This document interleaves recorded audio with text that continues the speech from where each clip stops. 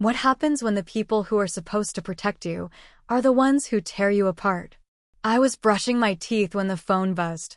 It was nearly midnight, and I was sure it was just another spam call, maybe one of those scams pretending to be the IRS or someone claiming I'd won a cruise.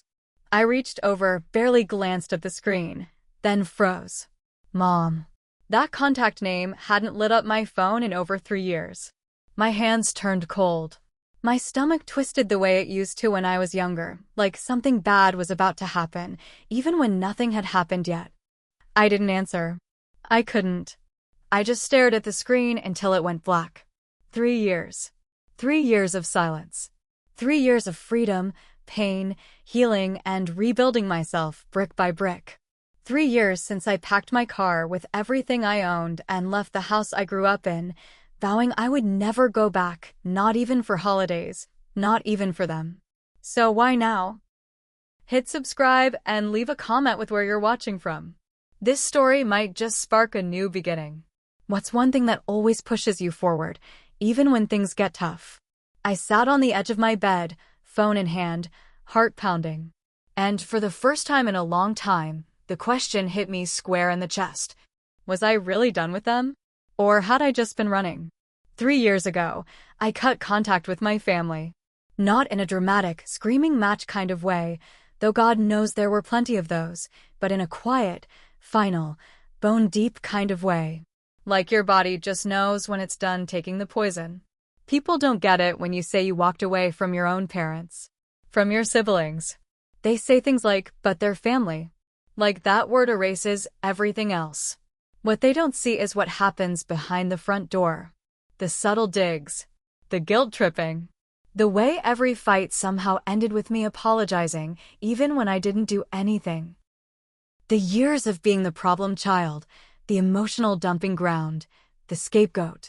It didn't matter what I did. If my sister Rachel failed a test, it was because I was being a bad influence. If my mom lost her temper, it was because I pushed her. If something broke, if someone cried, if the day fell off, I was always the common denominator. I didn't know what gaslighting was back then. I just thought I was broken, messed up, too sensitive, too emotional, too much. When I finally moved out at 19 to attend college in Chicago, it felt like the first real breath I'd ever taken. I still remember that first night in my dorm lying on a twin-sized mattress, staring at the ceiling, feeling more peace than I had my entire life. That first year away taught me that the world outside didn't treat me like my family did. Strangers showed more kindness than the people who raised me. I made friends, real ones, who didn't flinch when I cried or roll their eyes when I expressed how I felt. I met Sarah, my first roommate, who eventually looked at me one night and said, "Emily, that's not normal. The way they talk to you. That's not love. And once you see it, you can't unsee it." But back to the call. It wasn't just the missed call that night. It was followed by a voicemail. I didn't want to listen, but I did. "Emily, it's Mom. I know it's been a long time, but we really need to talk. There's been things happening. Your brother misses you. I miss you. Please call me." Short, cold. Not even an "I love you." Not even a "how are you?" My brother Daniel. The only one who ever defended me, even if quietly. My little brother who once hid in my room with me during one of Mom's meltdowns. He must be what's keeping me from deleting the voicemail outright. Still, my fingers hovered over the delete button more than once that night. I couldn't sleep. My body remembered too much. And here's the thing no one talks about. Cutting contact doesn't erase the pain. It gives you space to heal, but the memories, the trauma, the guilt, that sticks around longer than you want it to. I got up and made tea at 2 a.m. Sat by the window in my apartment, quiet street, string lights still twinkling on my neighbor's balcony. For 3 years, I had built a life with zero interference. I had friends who were family, therapy sessions that helped me breathe again, and a job I actually liked. So why did one voicemail undo so much of that? I started pacing. I found myself muttering things under my breath, arguing with the ghost of my mother in my head. "Now you miss me? What changed? You want something. You always do. That's the truth, right? There's always a catch. That's how it was back then. Come to Rachel's graduation. Stay quiet during dinner. Don't embarrass us. Smile. Be nice. Don't be dramatic. I didn't return the call. Instead, I opened my old blog. The one I started anonymously a year after going no contact. It was called The Scapegoat Diaries. At first, I thought it was just a place to vent.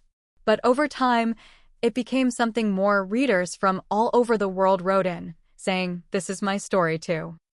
I posted something short that night. They called. After 3 years. The part of me that's healed says no. The part of me that still aches says maybe. I'm just tired of being a maybe in my own life. And the comments poured in. Same here. Stay strong. I went back. I regret it.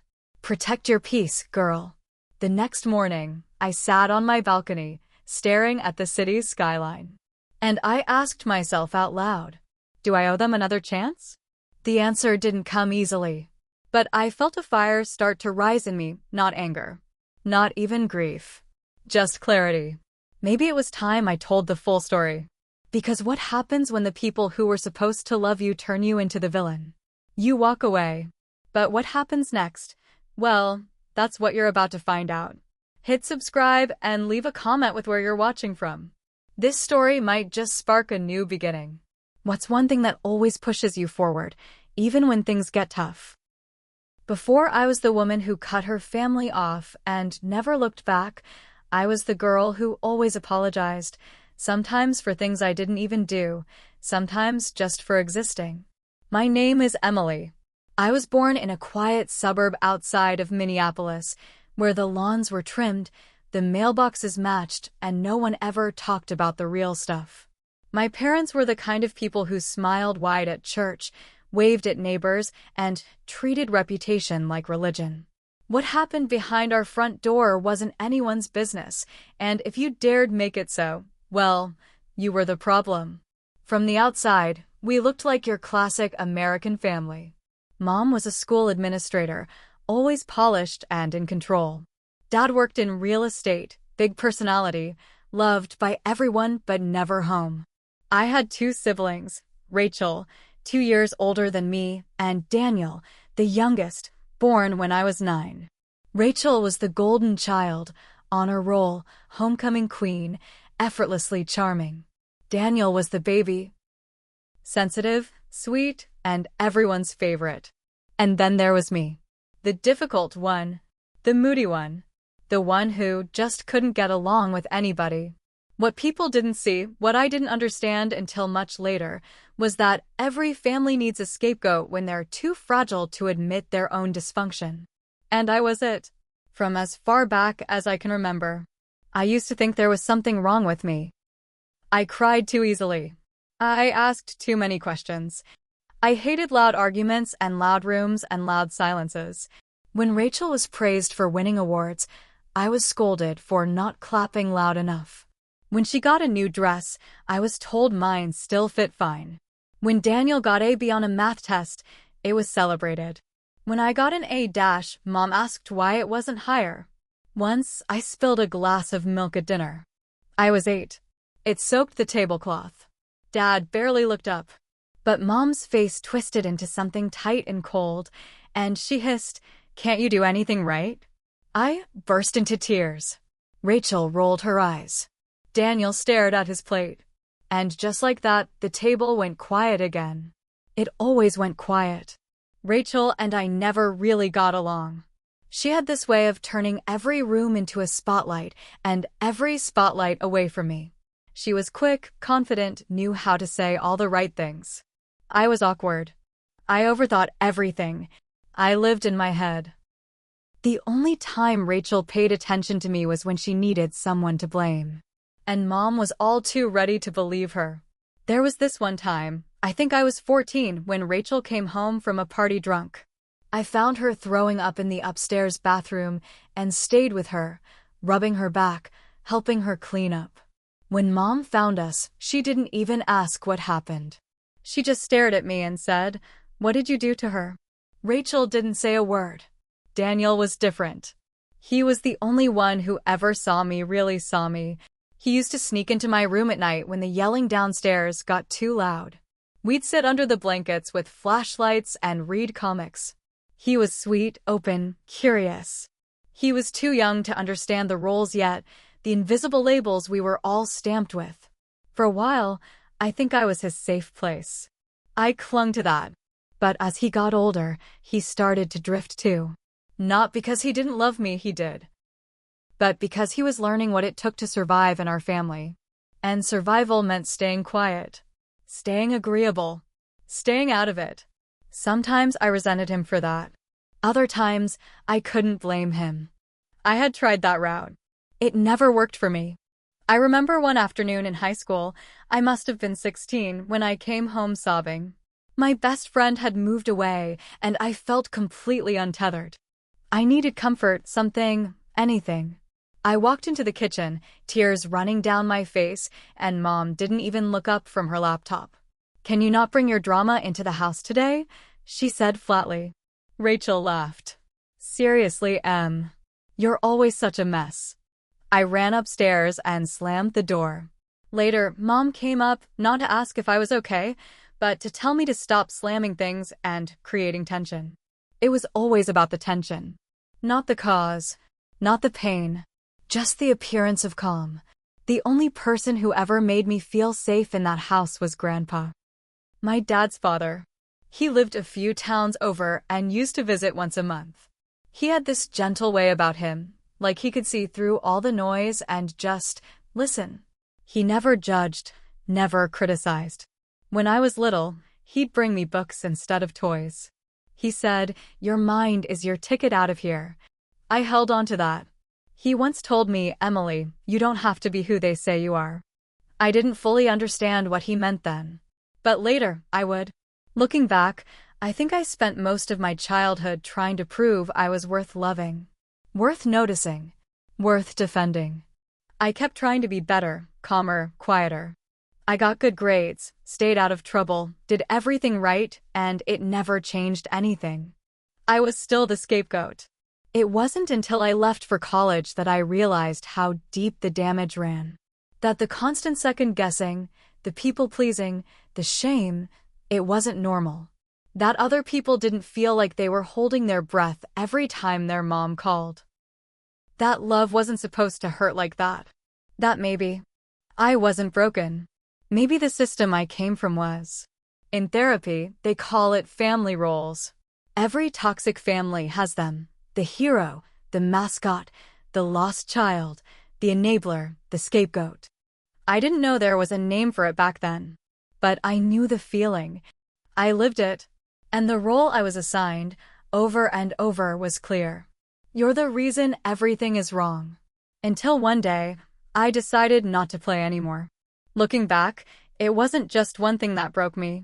It wasn't a single fight or a single betrayal. It was the slow drip of blame over years. The constant sense that, somehow, I was always the reason things went wrong even when they didn't. It became a pattern. A rhythm. A dance I didn't want to be a part of, but couldn't seem to escape. It started small, like most patterns do. I was 11 the first time I remember being blamed for something that wasn't mine to carry. Rachel had come home late one night, way past curfew. I didn't even know she'd snuck out. But when Mom found out the next morning, she stormed into my room, yelling, "Why didn't you stop her?" I blinked, groggy, sitting up in bed. I didn't know she left. Mom narrowed her eyes. "You're her sister. It's your job to keep an eye on her." My job? I was 11. Rachel was 13 and already taller than me. Still, the blame stuck. I got grounded for lying. Rachel got a soft talk about making better choices. I remember sitting on my bedroom floor, staring at the wall, wondering how I had become the villain in a story I didn't write. It happened again and again after that. Dad forgot to pick me up from soccer practice? I should have reminded him. Daniel broke Mom's favorite vase? I should have been watching him. Rachel failed a science quiz? I was distracting her with my drama. It didn't matter what the situation was. If something went wrong, somehow, it circled back to me. And whenever I spoke up, whenever I tried to defend myself, I was told I was being too sensitive, too emotional, too reactive. You always make everything about you, Mom would say, arms crossed, eyes narrowed. You need to toughen up, Dad would mutter, barely looking away from his phone. Rachel just smirked. Daniel stayed quiet. At first, I thought maybe they were right. Maybe I was too dramatic. Maybe I did overthink things. Maybe if I were more agreeable, more compliant, more like Rachel, they'd treat me better. So I tried. God, did I try? I became the peacekeeper, the fixer, the quiet one. I learned how to read a room in seconds, how to adjust my tone, my posture, my very existence depending on who was around. I became skilled at predicting moods. Mom slammed a cabinet door? That meant stay silent. Dad sighed too loudly? Stay out of the living room. Rachel rolled her eyes? Don't even bother speaking. It was like walking on glass, barefoot, every day. And the sharpest shards always came when I least expected them. There was one night, my junior year of high school, when things finally cracked. We were sitting at the dinner table. It was supposed to be family night, which Mom forced on us once a month. No phones, no TV, just us. It was never fun. That night, Rachel was on edge. Her boyfriend had broken up with her the day before, and she was sulking like a storm cloud. Daniel was fidgety, playing with his food. I was just trying to stay invisible. Then Rachel suddenly turned to me and snapped, "You told him, didn't you? You told Jake I was texting other guys." What? I blinked. No, I didn't even. You're such a jealous little bitch, she hissed. Rachel. Dad barked. But before I could respond, Mom jumped in. Emily, if you're interfering in your sister's relationships, that's a serious problem. I didn't. I cried. I haven't even talked to Jake in months. You must have said something, Rachel snapped. He brought up stuff only you knew. I felt the heat rising in my face, the sting in my throat. I haven't spoken to him. I swear. But they weren't listening. They never did. That night ended with me crying in the hallway, my dinner cold on my plate. Rachel stormed off to her room. Daniel went silent. And Mom? Mom came to my room, not to check on me, but to say, you need to stop causing problems. This family has enough going on without you adding drama. Drama. My pain was always seen as drama. Therapy helped me name it. Family scapegoating. Emotional triangulation. Covert narcissism. Parentification. Words I didn't even know existed when I was younger, but they explained so much.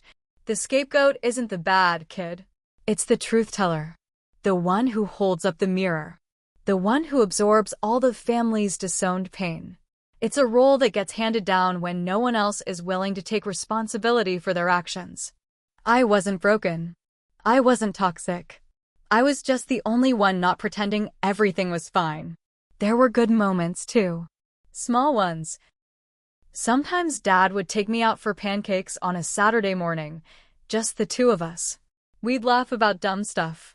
He'd seem normal, like someone I could maybe trust. And sometimes Rachel would let her guard down and we'd have a brief, fleeting sister moment, sharing makeup or whispering late at night about school. But it never lasted. One wrong word, one shift in the wind, and it would all snap back. The roles. The blame. The silence. Eventually, I stopped trying to explain myself. You can only bang your head against a wall so many times before you realize the wall isn't going to soften, it's just going to keep breaking you. I stopped reacting. I stopped defending. I let the blame fall, silently, and carried it like I always had.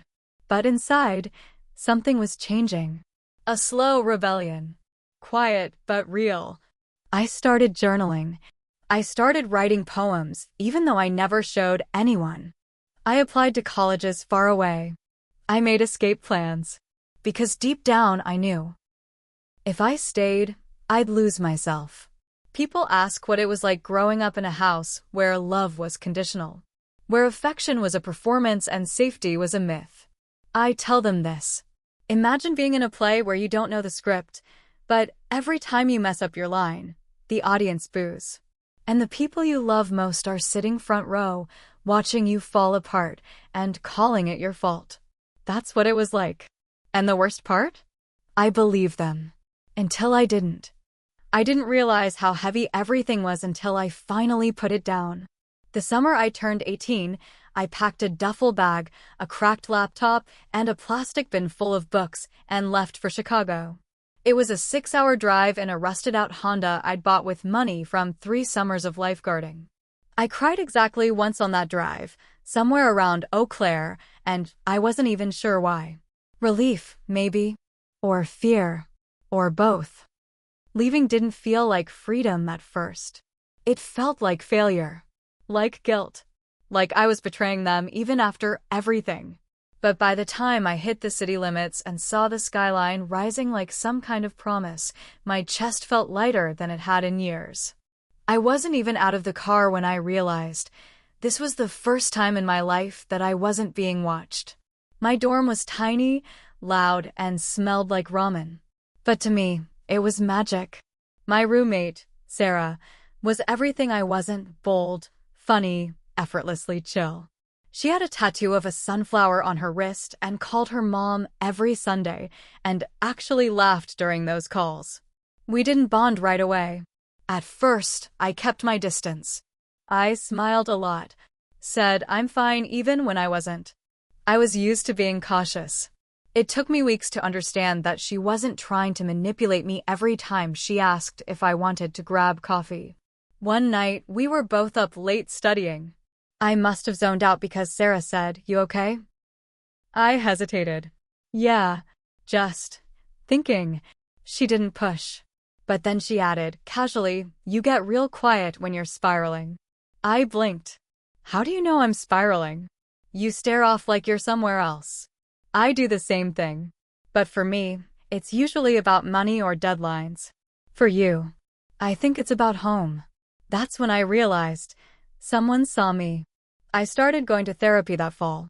The university offered free counseling, and Sarah had nudged me toward it. You ever talk to someone? She asked one night while we were brushing our teeth. Like, a therapist? Yeah. I shrugged. My mom thinks therapy is for people who can't handle their own problems. Sarah spit toothpaste into the sink and looked me dead in the eyes. Then she's the reason you should go. I laughed. But it stuck with me. I walked into that counseling office a week later with my shoulders tight and my answers rehearsed. The first question the therapist asked was, "What brings you in today?" I said, "I think I'm the reason my family doesn't work right." She blinked. "Why do you think that?" And for the first time in my life, I said it out loud. Because they told me I was. That hour cracked something open in me. Over the next few months, I started unspooling years of memories. I talked about the arguments, the gaslighting, the silent treatments, the feeling that love was always just out of reach. I cried more in that little office than I had in my entire teenage life. And every time I said something I thought was crazy, my therapist gently asked, "What makes you think that's normal?" That question haunted me. Because I didn't have an answer. I just assumed it was. Thanksgiving came, and I made the mistake of going home.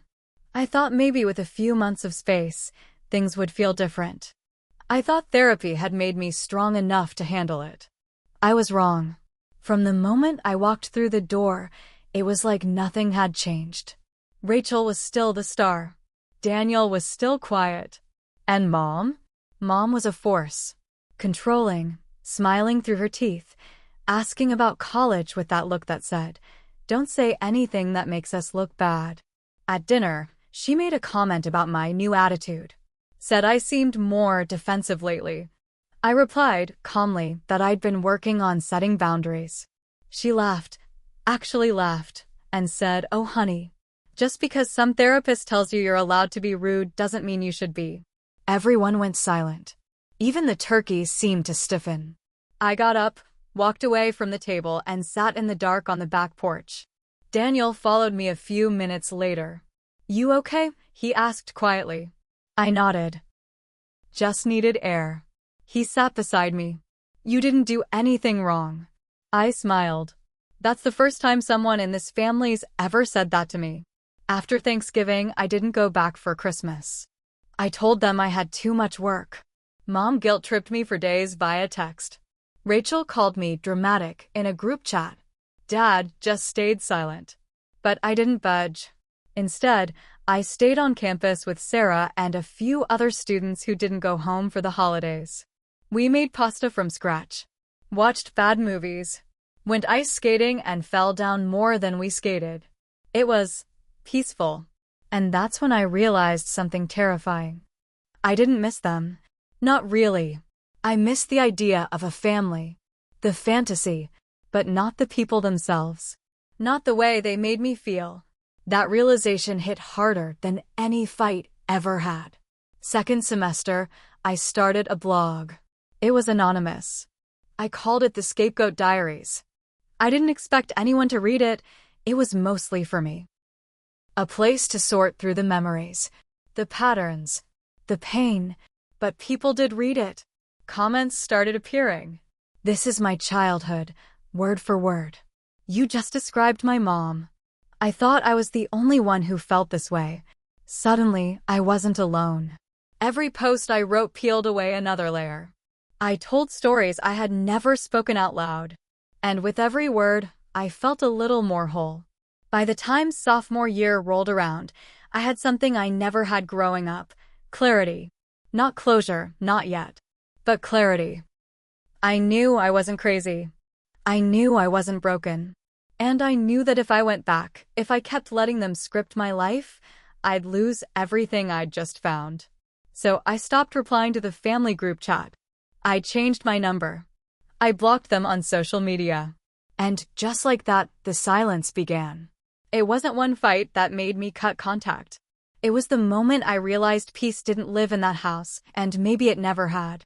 It happened on a rainy Sunday in March, the last time I ever saw them in person. I'd driven home for Daniel's 16th birthday. It had been almost a year since I'd been back, and even though I knew better, something inside me still held on to the hope that maybe things would be different. That maybe time and distance had softened the edges. Spoiler. They hadn't. Mom opened the door with her signature smile, that tight-lipped, camera-ready expression she always used when company was over or appearances had to be maintained. Emily, she said like it physically hurt her to say my name. You made it. Hi, I said, forcing a smile. My hands clutched the gift bag I'd picked out for Daniel, 2 books I loved at his age and a new set of sketching pencils. I stepped into the house and was instantly hit with the smell of lemon cleaner and tension. Nothing had changed. Not the layout. Not the pictures on the walls. Not the atmosphere. Rachel was in the living room, lounging like royalty. Dad sat in his usual chair, eyes locked on the TV. Daniel was the only one who looked genuinely happy to see me. He rushed over and hugged me hard. I didn't think you'd actually come, he whispered into my shoulder. I whispered back, of course I did. I'm here for you. The birthday dinner was awkward. Like a play with the wrong cast. Rachel monopolized the conversation, telling stories about her internship and dropping the word networking every 5 seconds. Mom kept correcting my tone whenever I spoke. Dad said maybe 5 words total. Then came the cake. Daniel was smiling. Really smiling. For a second, I thought maybe this hadn't been a mistake. But as soon as we sat down to dessert, it all fell apart, like it always did. Rachel was scrolling through her phone, laughing at something. Oh my God, she said. Emily's writing this weird little blog thing now. Like, full-on trauma dump. Total victim vibes. My stomach dropped. What? I asked, my voice going cold. Someone I know from school sent it to me. They figured out it was you. You've been airing all our dirty laundry online. Mom looked up from her fork. What is she talking about? Rachel tossed her phone down on the table. She calls it the Scapegoat Diaries. It's basically a list of everything she thinks we ever did wrong. She's made us into villains. Dad finally looked up. Emily, is that true? I stared at them. I never named any of you. I've never said anything that wasn't true. And maybe, just maybe, if you feel guilty reading it, that says more about you than me. Silence. Mom leaned back in her chair, arms crossed. This is exactly the kind of disrespect we've always dealt with from you. Disrespect? I laughed, but it came out hollow. You mean telling the truth? You're making us look bad, she snapped. You did that yourselves, I said, standing up.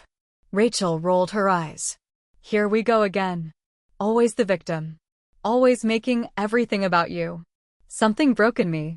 A thread I'd been gripping for far too long finally snapped. I turned to Daniel. He was frozen, eyes darting between us.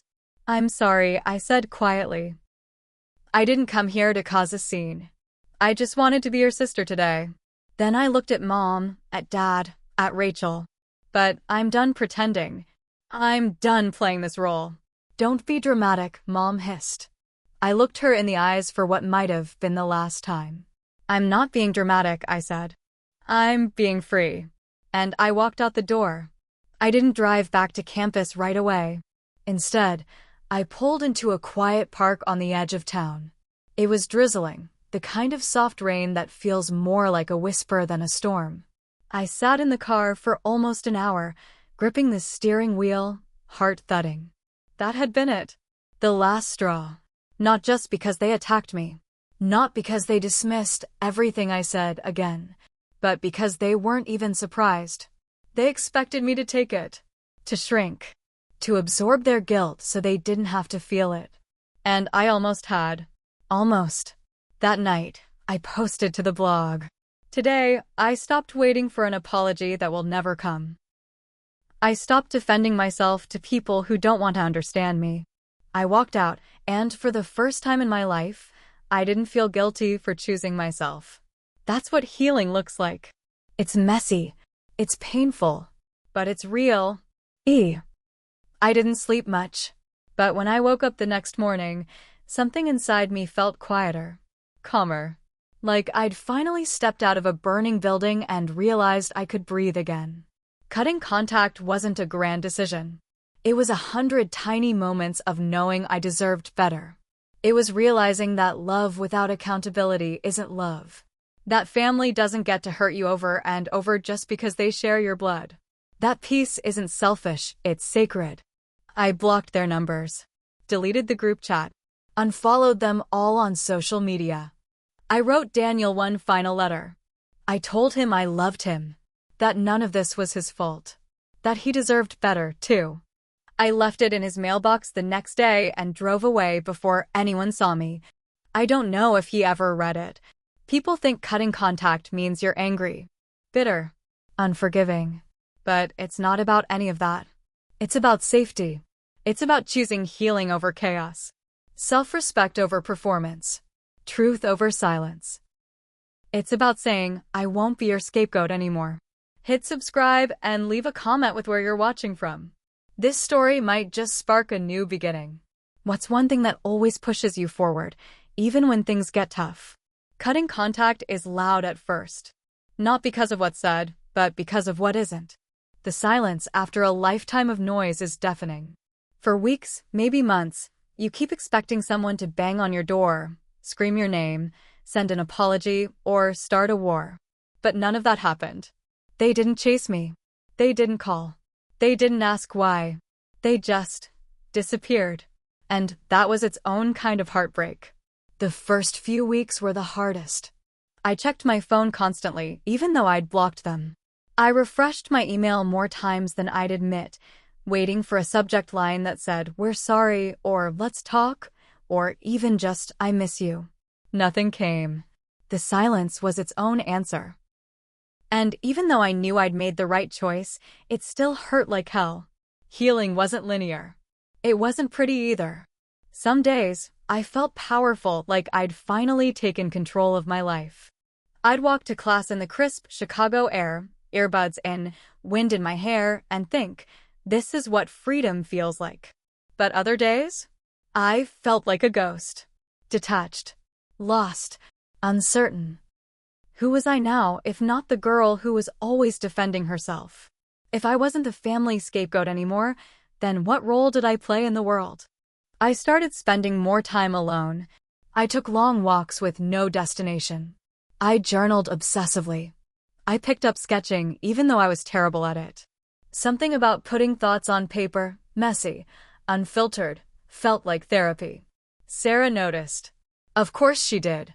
One night, she slid a mug of tea across the table and said, "You're grieving, you know. I didn't think you could grieve people who are still alive." She nodded. You can. And it might be the worst kind. The turning point came on a random Tuesday. I was sitting in a campus cafe, headphones in, trying to write a paper but mostly staring at a blinking cursor. A girl at the table next to mine was FaceTiming her mom, giggling about something her professor said. I don't know why, but I suddenly burst into tears. Not loud, not dramatic. Just quiet tears, slipping down my cheeks before I even realized what was happening. No one noticed. And weirdly, that made it worse. Because part of me still wanted anyone to notice. I went back to my dorm and cried for what felt like hours. Not just for what I'd lost, but for what I never had to begin with. But here's the thing about pain. It teaches you who you are when the world goes quiet. In that silence, I found pieces of myself I didn't know existed.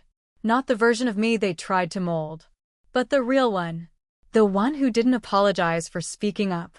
The one who set boundaries and meant them. The one who was finally learning what it meant to be loved, starting with herself. I got better at noticing my triggers. When someone raised their voice, I didn't flinch the way I used to. When I felt invalidated, I didn't internalize it, I spoke up.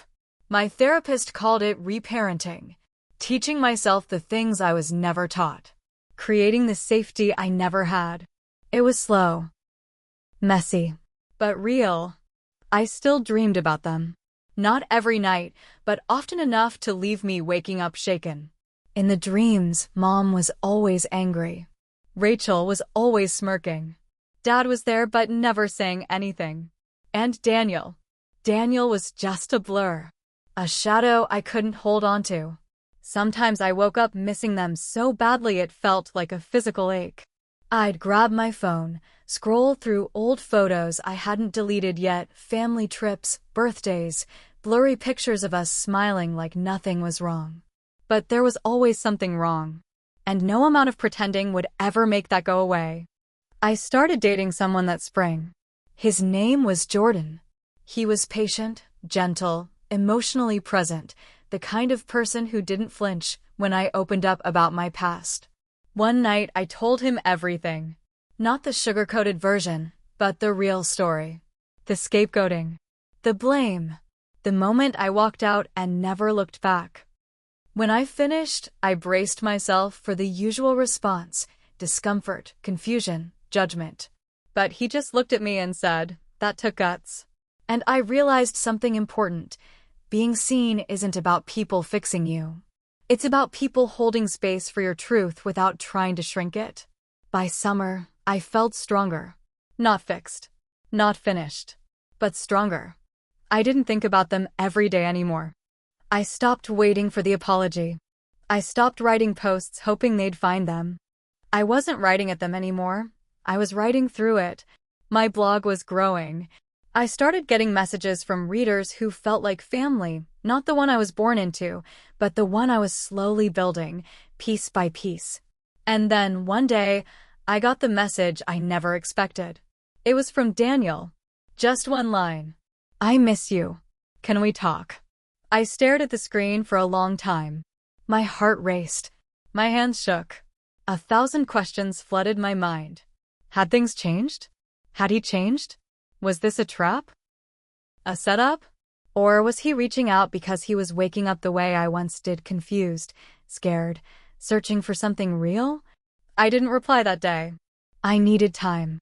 Because reaching back in, even just for one person, meant risking the quiet I had fought so hard for. It meant opening a door that had been slammed shut for good reason. But he was the one part of that house that ever felt like home. The silence after cutting contact is terrifying. But in that silence, I rebuilt myself. And now, someone from that past was knocking, not loudly, not forcefully, but gently. The question wasn't, do I owe him a response? The question was, can I protect my peace and still love him too? The days after Daniel's message felt like walking on a tightrope between hope and hesitation. Every time I picked up my phone, my thumb hovered over his text, unsure whether I should reply or ignore it entirely. I couldn't decide. Part of me wanted to pretend the message never existed, to continue my life as it was, free from the chaos of their expectations and manipulation. The other part of me, the one that had loved him more than anything, felt the stirrings of something familiar. Hope. What was this if not hope? Hope that maybe things could be different. Hope that maybe, just maybe, he was finally seeing things for what they truly were. The silence from the rest of them told me they weren't ready to apologize, if they ever would be, but Daniel. I didn't know if he had been awakened by time, by distance, or by his own struggles. I wanted to believe that this wasn't a setup, that he wasn't just being used as a pawn in a bigger game. But I couldn't afford to be naive. Not anymore. I let the text sit there for 3 days. 3 days of agonizing over the words, over what it meant to respond, over what it would cost me to open that door again. And then one morning, I woke up with a strange sense of clarity. I wasn't just protecting myself anymore. I was protecting him, too. The boy who still didn't understand what had been done to me. The boy who might never fully understand, but who deserved to know that I still loved him, despite everything. I finally typed out a response. I miss you, too. I'm open to talking, but on my terms. This isn't about rehashing the past. It's about seeing where we are now without the blame. Are you ready for that? I hit send before I could second-guess myself. The waiting began again. 2 days passed. No reply. The tension built up in my chest, gnawing at me. I'd told him the truth. I hadn't caved into expectations. I'd laid down my boundaries. What was so hard about that? Why wasn't he replying? But then, late in the evening on the second day, I received another text. It was short, simple, but it hit me with the force of a wave. Can we meet? Just us. I need to see you. My heart leapt. He wasn't playing games. He wasn't looking for a confrontation. He wanted to talk, face to face. I didn't know if I was ready for that. I'd spent the last year building walls. And here was Daniel, asking me to tear them down, to allow him back into my life. Into my space. The same space I had fought so hard to protect. But something inside me told me I couldn't turn him away, not entirely. Not when he was the one person I still couldn't fully sever my ties with. We met in a small park on the outskirts of town. A quiet place, far from the world of our family, where we could talk without distractions. When I arrived, he was already there, sitting on a bench by the lake. His shoulders were hunched in that familiar way, as though carrying the weight of 100 thoughts at once. I approached him slowly, my heart pounding with every step. When he saw me, his eyes softened, just a little. Not the eager, wide-eyed version of him from childhood, but a man, older, quieter, more burdened. "Hey," he said, his voice tentative. "You look good.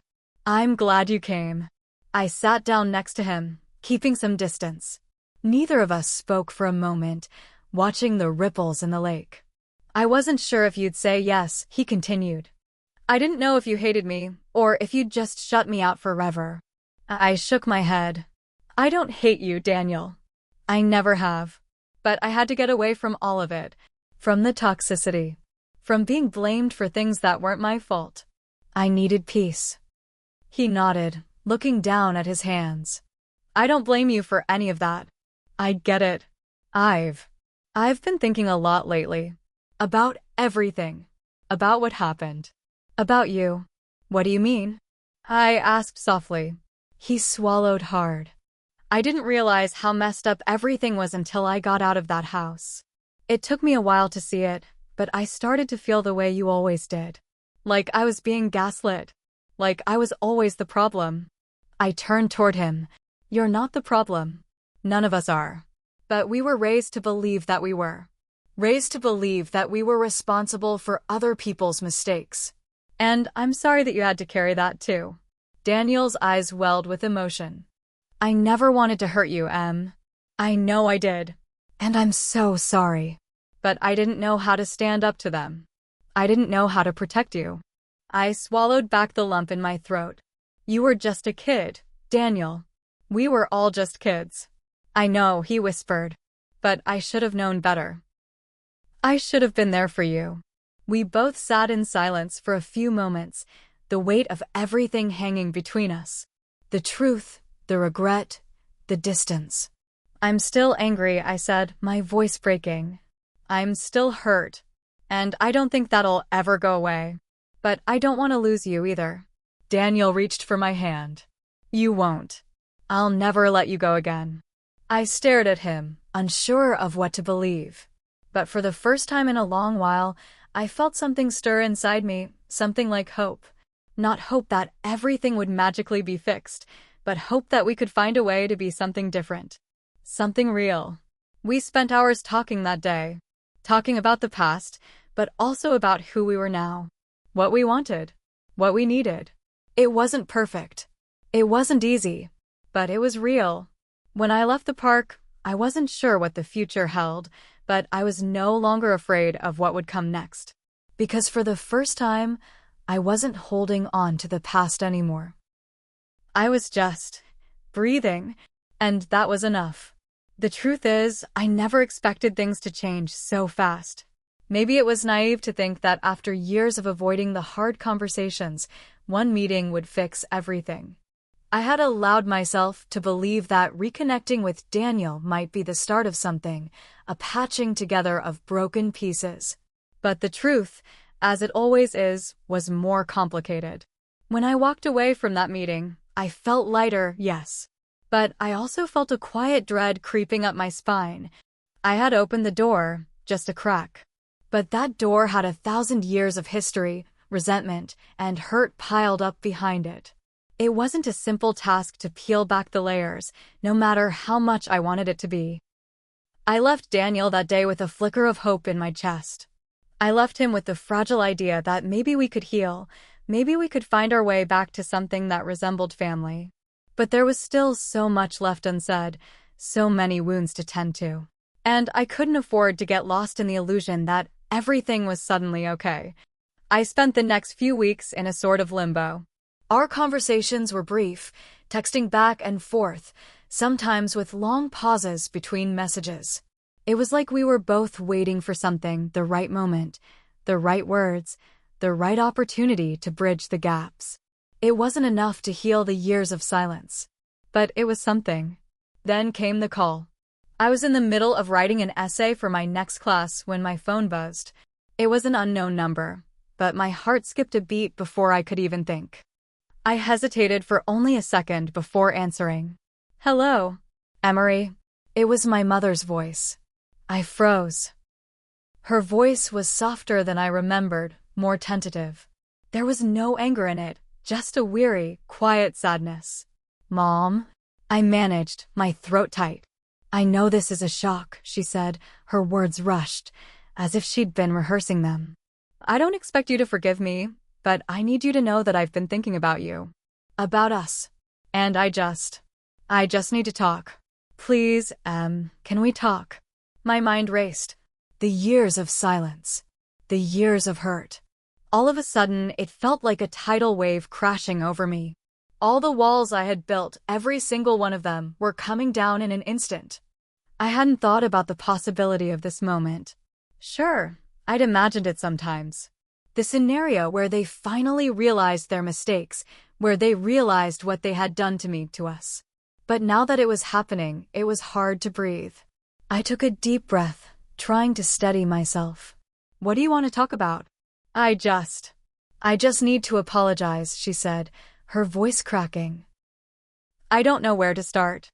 I don't know how to make it right, but I'm sorry. I'm sorry for everything. For pushing you away, for making you feel like you weren't enough. I've messed up, and I need you to know that I've seen it. I could hear the tears in her voice. And for the first time, I felt like she meant it. But as much as my heart wanted to leap at the chance to forgive her, I knew I couldn't just jump back into this. "You're sorry," I said slowly, my voice shaking despite my efforts to stay composed. "But Mom, sorry doesn't erase the years. The way I was treated. The way I was made to feel like I was the problem in everything. Sorry doesn't make it go away." She didn't respond immediately. I could hear her breathing, steadying herself, as if she was preparing for my next words. "Do you know what it's been like to not have you in my life?" I continued, my voice getting stronger now. "I had to rebuild myself, Mom. I had to become someone who didn't need you. And now you want me to just let you back in? To just forget everything?" Her voice was soft again. "I don't expect that. I don't think you should forget. But I'm asking for a chance. A real chance to make amends. We can't go back to what we were, but I want to move forward, if you'll let me." I let out a slow, shuddering breath. "I'm not sure I can do that." "I understand," she said. "I'm not asking for you to decide now. I just wanted you to know that I'm here, and I want to try. Whenever you're ready." The silence between us stretched long, almost unbearable. Part of me wanted to scream, to say all the things I had bottled up for so long. But instead, I just hung up. For the rest of the day, I sat in a daze. My mind couldn't process what had just happened. My mother, apologizing. After all these years, after all the things she'd said and done, she was finally admitting she had been wrong. It felt like too much, too soon. And it left me with the overwhelming realization that even after all this time, I didn't know how to forgive her. I couldn't be the person she expected me to be anymore. I had grown into someone else entirely. The person I was before the manipulation, before the guilt, before the years of being pushed aside, didn't exist anymore. And I wasn't sure if I wanted her back in my life, or if I could ever trust her again. That night, I texted Daniel. I needed to process this with him, to talk it through with someone who might understand. She called. She apologized. There was a long pause before he responded. I'm glad she finally did. But I know it's not that simple. Take your time. You're not obligated to accept anything just because she says sorry. You deserve more than that. I looked at his message for a long time, grateful for his perspective. For the first time in a long while, I realized that I didn't have to rush this decision. I could take the time I needed to figure out who I was, who I wanted to be, and whether or not my mother, after all this time, was truly capable of being the person I needed her to be. I wasn't sure what my next step would be, whether I would reach out to her or if I would close that door for good. But I did know one thing. I was no longer afraid of the silence. The days following my mother's call were an emotional whirlwind, a turbulent storm I hadn't been prepared for. There were moments when I thought I had figured it out. The peace I had fought so hard to establish, the freedom from the toxic web that had once bound me to my family, was now under siege. But I still wasn't sure if the person who had called me, the one who seemed remorseful and broken, was the real my mother, or just a shadow of the woman I used to know. I could feel myself at a crossroads. Every part of me screamed to walk away, to leave the past behind and let the years of silence be the final word.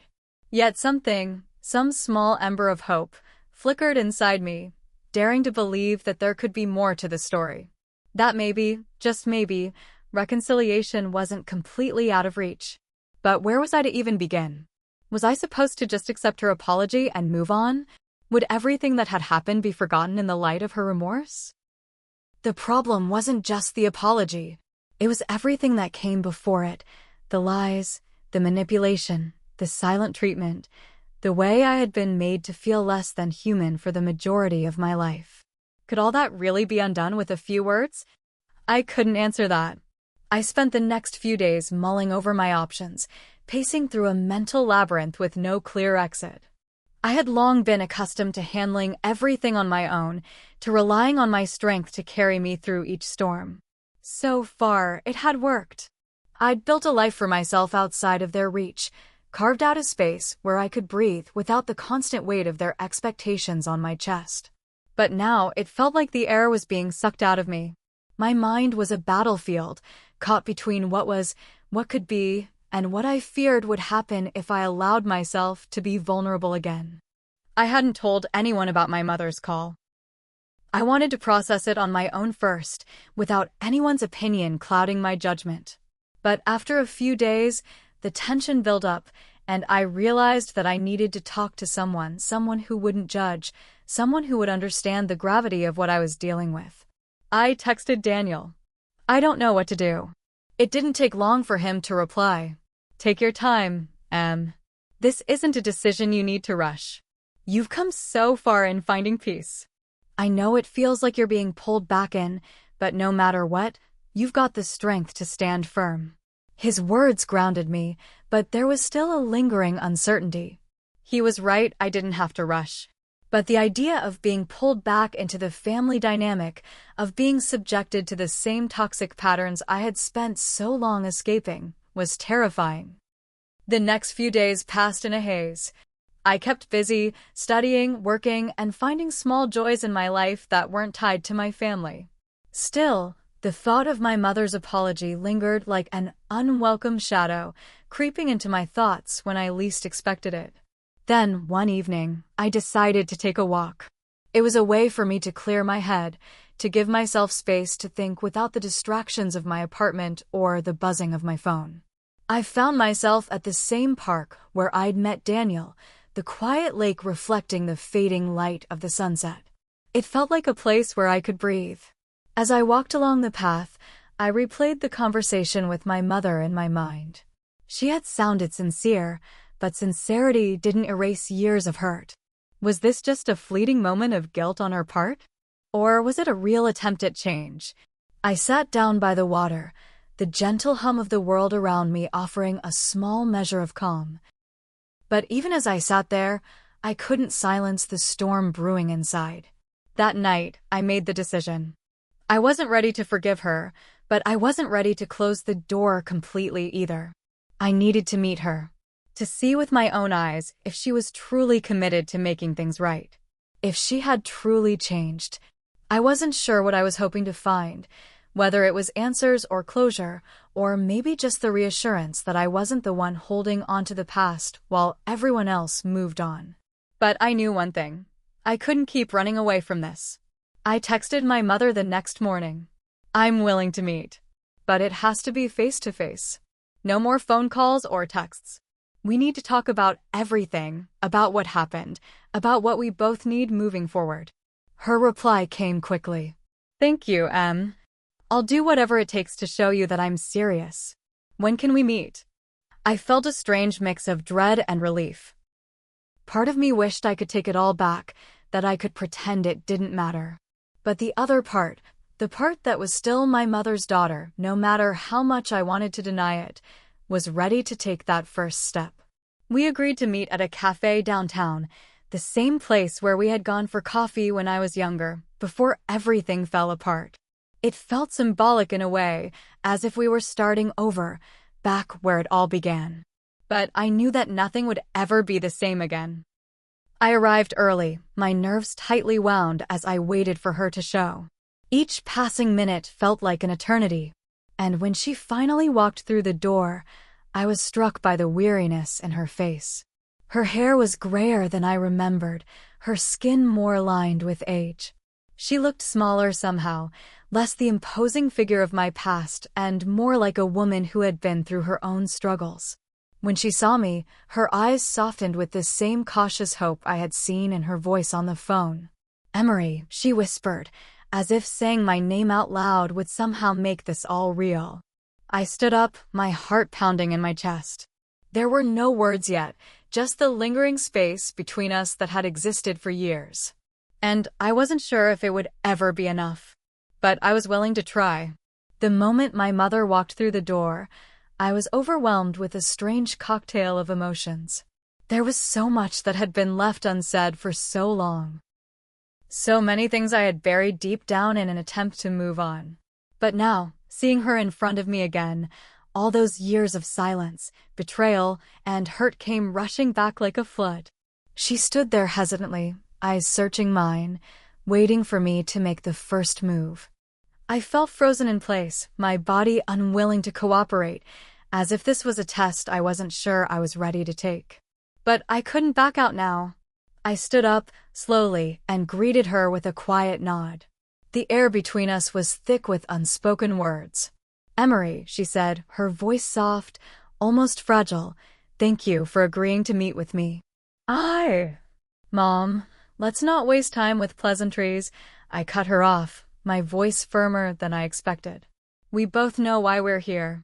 She nodded, swallowing hard, and sat down across from me.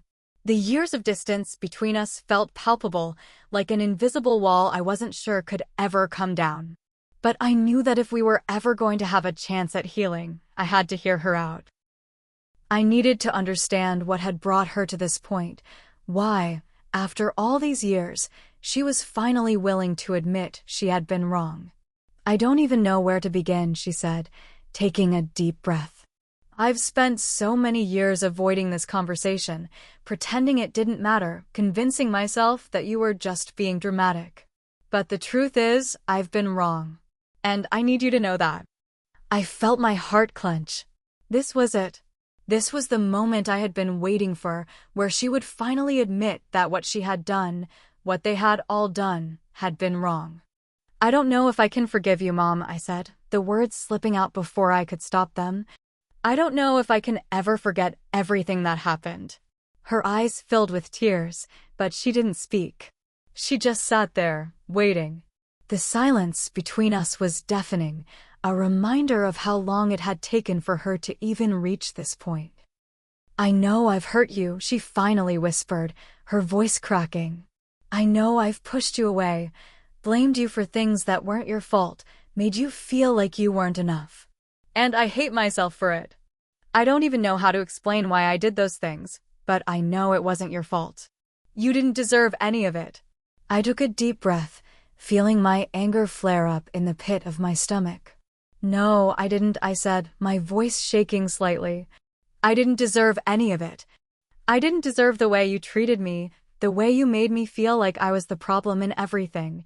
I spent so many years trying to fix things that weren't even my fault, trying to be the person you wanted me to be, and I lost myself in the process." I felt my throat tighten as I spoke, the weight of those years pressing down on me. The years I had spent trying to make peace with an impossible situation, trying to fit into a family that had never truly accepted me for who I was. She reached out, her hand trembling slightly, but I pulled back. I wasn't ready for her touch, not yet. Maybe I never would be. "I'm so sorry, Em," she said softly. "I know I can't take back the past, but I want to make things right. I want to be part of your life again. Not as a mother who controls everything, but as someone who loves you, as I should have all along." I met her gaze, unsure of what to say. Part of me wanted to scream at her, to tell her that it was too late, that I had already built my life without her. But another part, the part that still remembered the woman who had once been my mother, longed to believe her. "Why now?" I asked, the question I had been holding in for so long. "Why after everything? Why now, when I've spent years building a life without you?" She hesitated, glancing down at her hands. "I don't have a good answer for that.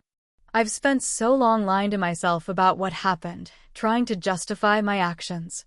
But the truth is, I've been afraid. Afraid of facing what I did, afraid of losing you. And I was ashamed. I don't even know how to fix things, but I want to try."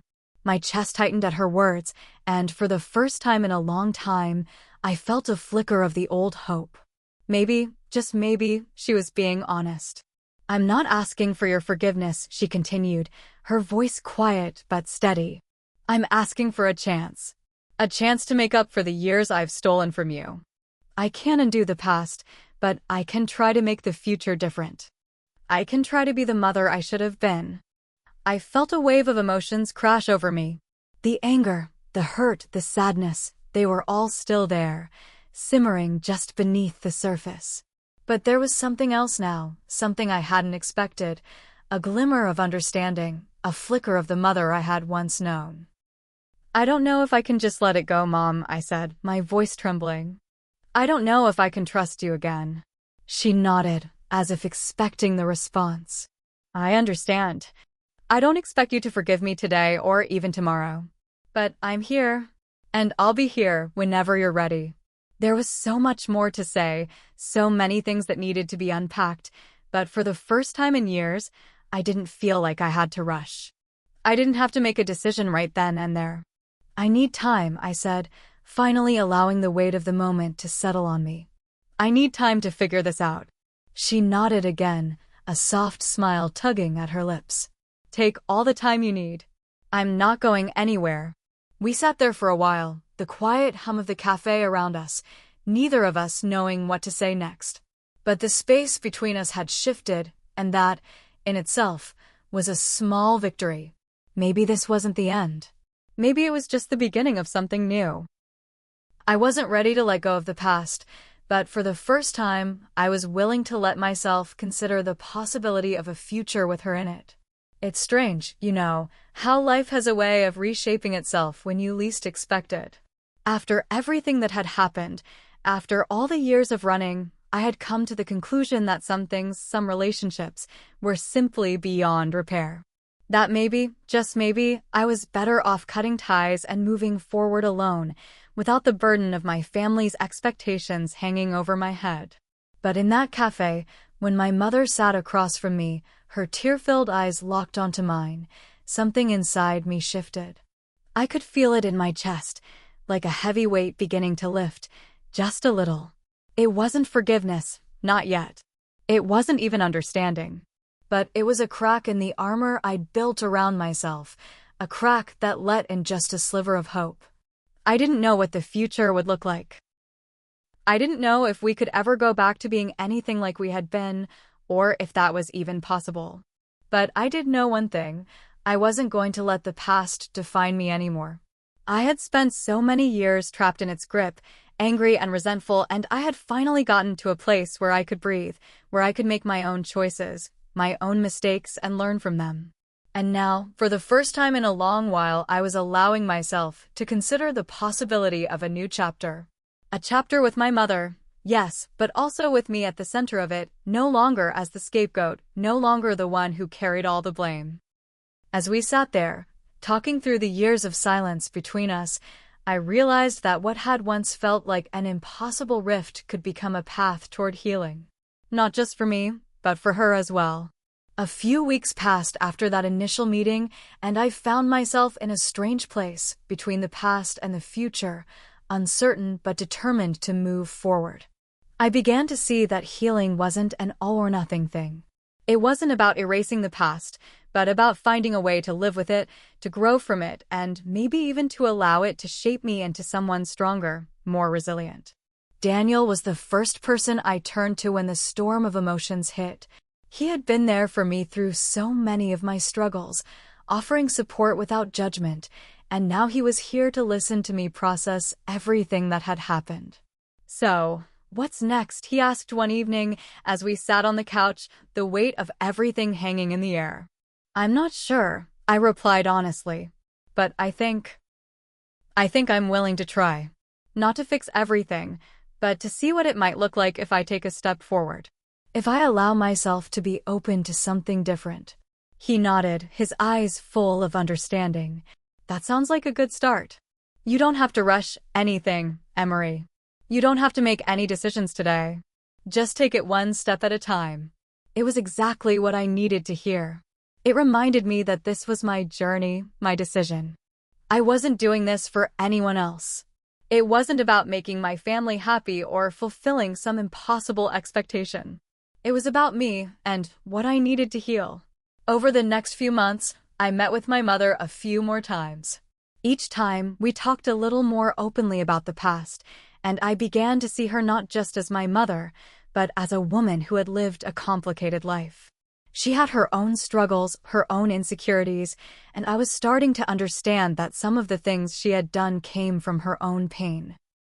Though it didn't excuse her actions. We still weren't close. The rift between us was deep, and the wounds didn't heal overnight. But slowly, we began to rebuild something.